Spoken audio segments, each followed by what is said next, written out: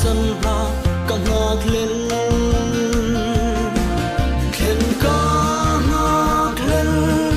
zayon ko pui thar tual nuam ta chuan an lenge tu thung vanga phong nu tlan tu fakin an zae him to plau lovin kala chol ve nge ang tu thung vangin kala chua sanang lei shom ram hi isik el rel soi chia ta bang mol si lo mangai lung du trapa in trin na kan chunga alo theng trin hele danani khen ka ngak len zayon ko pui thar tual nuam ta chuan an lenge tu thung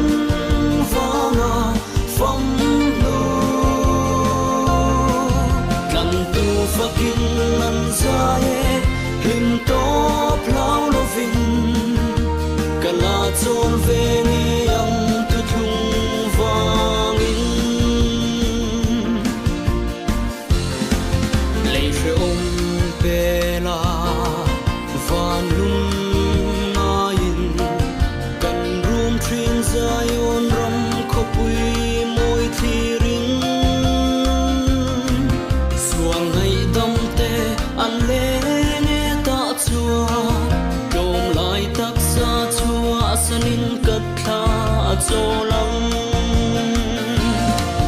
khen ka ngak len zayon ko pui thar tual nuam ta chuan an lenge tu thung vanga phong nu tlan tu fakin an zae him to plau lovin kala chol ve nge ang tu thung vangin lei she pela van lung ain kan rum thin zayon ram kho pui